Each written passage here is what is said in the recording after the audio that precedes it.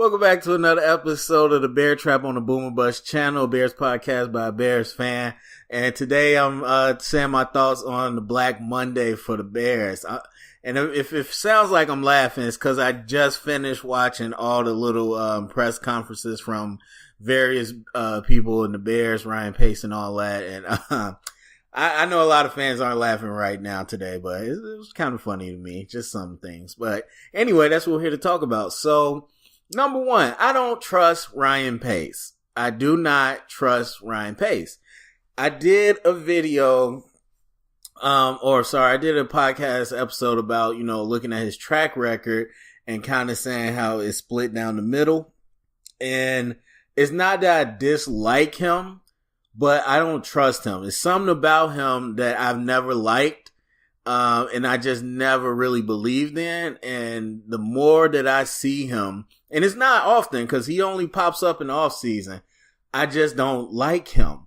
I'm sorry, I don't trust him. That's part of me that thinks I might not like him, but I don't know him. He seems knowledgeable enough. So when you hear this guy talks, he's not like Ted Phillips where you don't think he knows football. He knows football, but he seems like a robot. He reminds me a little too much of Phil Emery, where it's always data. It's always numbers. It's never a gut feeling. It's never a knowledge of the game. It's never intuition. And I'm not saying like you just got to feel it, but you got to be able to analyze it for yourself without having numbers. Because every time he talks about something, it's followed by the data, the research we did, and this and that. And I'm just like, okay. Every time they ask him about a player, well, if you look at his number of blah, blah, blahs, and trust me, I get it. We're in a data type of world, analytics, as they call it in sports. And I know, trust me, I have it at work. I have it everywhere. But I coach football, so sorry. No, there's numbers that inform your conversations, but if you're going to be a good coach, you're going to be a successful team, you can't just rely on numbers. It's more than that. It's a knowledge of the game. And again, he knows football, but it doesn't seem like he has that qualitative characteristics. It's only quantitative with him. And he just seems a little snaky to me. I'm not sure why, but he does, because he comes off like a yes man. He's always talking about how collaborative it is, how much it's about the Bears and not about me, and that's weird. Okay, so when you were working for the Saints, you were only worried about the Bears. You were like, man, how is the Bears organization doing right now? No, you were worried about the Saints because you worked there, because you are worried about your job. And so to say you're not worried about your job is weird, and nothing he says seems genuine to me. Because when you really dig into it, like he's talking about collaboration and this and that, but when they really dig into these questions about some good hard-hitting questions, and if you haven't watched the Ryan Pace press conference / interview on the Bears.com, you should go do that, because they grill him. They ask him some questions. And so when they're talking about the 53-man roster or who promoted Darryl Loggins and all this stuff, it's like, no, we're very collaborative, but no, ain't no coach coming in here getting 53-man roster. That's me. And then he's like, we're very collaborative, but it was John Fox that promoted Darryl Loggins. That wasn't me. It's like, he seemed like a snake. But anyway, with all that aside, people, John Fox getting fired is not a surprise. I think we all know that. There's some people that like John Fox, but this is exactly what it was supposed to be when they hired him. And this is what I was saying before, and nobody was listening to me. I'm like, John Fox is a bridge coach. And what does a bridge coach do? The coach comes in and he retools the philosophy in the locker room. He retools the professionalism, and he retools the mindset. And he gets everybody to a point where they look like a competent football team. And with his pretty good staff, they got them playing really competitive football. And so I believe Fox knew full well, and Pace told him full well, look, you're a bridge guy. We need you to come in 2-3 years. We work on this roster. The guys we bring in, we need them to have a professional winning mindset. We need you to cultivate that. In 2-3 years, we're probably going to move on. if you mess around and, get us in the playoffs 2 years, then yeah, we'll have a spot for you to stay. We'll reward you, but most likely you're going to be out of here. And I think Fox knew that. Fox, the way he acted the whole time he was here, it seems like he knew that. And it wasn't because they were losing. It's because he knew the job he came in here to do wasn't about wins on the score column. It was more about wins in the locker room and things of that nature. So he did exactly what I said. I said in the previous episode. John Fox came in here and changed the culture, which we needed. And listening to some of the what they call them, reporters, listening to some fans, they don't see that, and that's fine. I think casual fans, you probably won't see it because we're not winning. That's all you are programmed to look at. But if you really know football and you look at it, and even if you don't know, I feel like you can feel it. They don't look like they did with Trestman. I'm talking about defense is not knowing which gap assignments. That's high school. That's pee-wee stuff. We got two people in the same A gap. That's a problem. We got people not covering the second half of a field in too deep coverage. That's a problem. We got offense not knowing how to line up in which formation or where to motion. That's a problem. And so that's the Trestman era. With John Fox, we didn't have that. We looked like we knew how to play football. We weren't great on offense, but we knew how to, line up and whatnot. So I'm not mad at Fox getting let go. Not at all. I don't like the way Pace talked about it because he, like I said, he seems so insincere. He's just like, oh, it's actually a reflection on me, and it's really I'm a big part of the reason. Well, why they didn't fire you then? You sitting here making it seem like you and Fox should be going down together, then go ahead and quit. And so it's like, okay, man, you gotta stop trying to toe the line, like, cause you coming off real unrealistic. I don't believe a word you say. But anyway, so Fox is gone. And now that we remolded the locker room and the atmosphere, it's time to get the coach to the next level. John Fox was the drill sergeant. He's not the one taking them out to battle. He was the one to prepare them to be soldiers. And now we're going to get the guy that we want to get the guy that's going to take them out to battle. So all that, is fine. To talk about keeping Ryan Pace, I'm not sure, because again, I don't trust him. I don't trust he's the guy to pick the right person. And if you're newer, and it's just kind of a newer show, so you might not have heard me over the years, of course, but my philosophy has always been coach over GM. I don't, and again, that's a bias because I'm a coach, but I don't understand how you can tell me a GM is the boss of a coach. I don't see how a GM hires the coach and, picks the draft picks for him and all that stuff. I don't I don't get it. I think the chain of command should go from coach down. And so my problem with that is that whenever you have a GM leading the search for a coach and them kind of bringing in somebody that they pick, is that the dynamic is always off because they're never going to get somebody that's truly great, I don't think, because they're threatened. Because if you look at any real, like, top-notch coach, top-notch organization, the GM don't matter. The GMs rotate. They might go get better jobs. They might get fired. They might get demoted because the coach now has 53 roster control, whatever.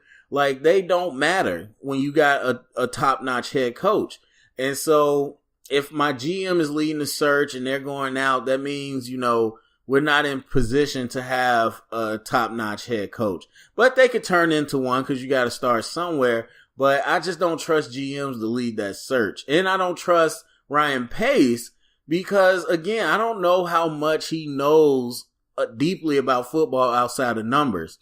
And even with the candidate search, you heard him say, oh, we're going to really ask, what's your resume? What's your coaching tree? And I don't know. It just seems too by the book, 1 step, 2 step, ABC, 1, 2, 3 for me. It's just, he seems to have no originality about him.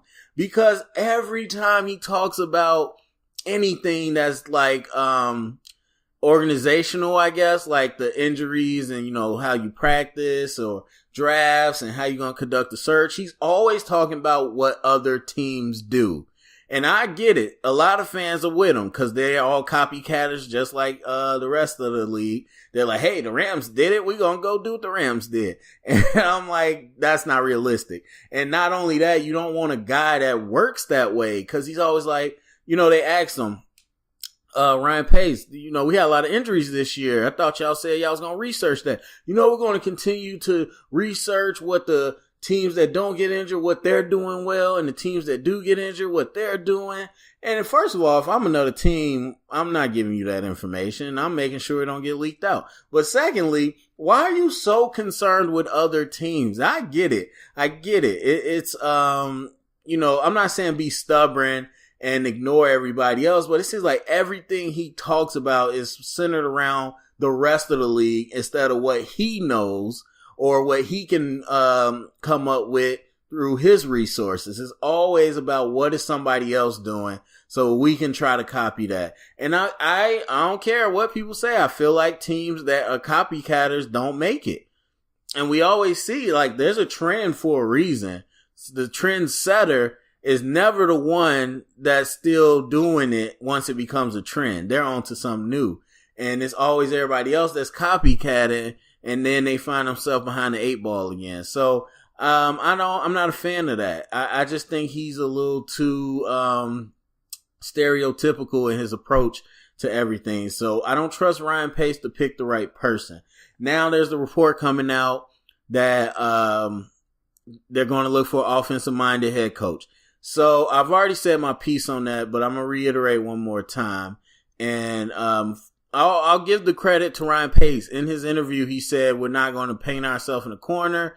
We're not going to just say offense, defense. We're not going to say college, pro. We're going to get the best guy. You know, personality and everything, leadership-wise, we're going to get the best guy. Now, he said the right things. That's exactly what I said in my episode about who the Bears head coach should be. That's literally exactly what I'm saying. And he said that he's looking for a coach that can develop talent, accentuate the strengths and hide the weaknesses, all that. He said almost exactly what I said. I don't believe him, though. That goes back to me not believing he's genuine. I don't believe what he says. I don't believe they're going to actually do that. I do think they're going to go get an offensive-minded head coach. I do think they're going to throw a bunch of money at the guy that was the quarterback coach with Carson Wentz. And I do believe it's not going to work out, but that's just me. So the one thing I will say is that coming off the Trestman era, where we were a complete joke, but what was the biggest joke? What was the thing that we hated as Bears fans? Besides Jay Cutler, what did we hate? Our defense was terrible. Mel Tucker was the worst coach in the NFL. We hated how stupid our defense looked. And so what did we do? We went and got John Fox, hard-nosed defensive type coach, but also brought in Vic Fangio, big time popular defensive coordinator prospect. And what did we do in 3 years? Oh, we turned that defense around. It don't have a huge amount of playmakers, but together with some solid coaching and some solid preparation, we were top 10 in the league. Now what's happening? What do we hate? Our offense. Oh, Lord Jesus, we can't get over 200 yards a game. We can't get past the 50-yard line. We got a young quarterback, and we just don't see them opening up the playbook. So what do you really think they're going to do? Despite what they say, what are they going to do? We got to go get the hottest offensive mind out there. We got to open up this offense. We got to get weapons and make Mitch start going. And so I tell you what's going to happen. In 3 years, possibly, we will have a better offense. Mitch might be clicking, and Shaheen might be there. Hopefully Cam Meredith there, only because I went to college with him. And hopefully it's looking great. But I almost can guarantee our defense is going to suffer. Because whoever we get I guarantee we won't do what the Rams did.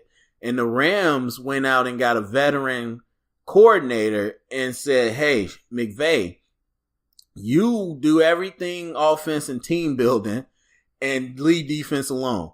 Like, if it comes to any game plan, like, you watch the Rams, McVay is nowhere near, whenever the defense is on the field, he's not even watching the game. He's talking to players. He's on his charts. He does nothing with defense. And I don't think the Bears are smart enough to do it, A.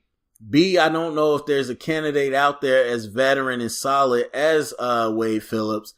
And C, even if the Rams didn't have a great veteran coach, they had a lot of freaking talent on defense. So we don't have a lot of freaking talent. We got some talent, a lot of injured talent, but we don't have a lot of talent. So I don't see us doing that. And so we're going to get the coach. We're going to let him bring in his own defensive staff, and our defense is going to regress. That's what's going to happen. So anyway, that's my next that was this episode. I'm sorry Ryan Pace went in on your life, but go to the comment section, Bear fans. Let me know what you think about our Black Monday. Are you cool with Ryan Pace leading things? Do you miss John Fox? Comment below, thumbs up, subscribe, share it around, and thank you for listening.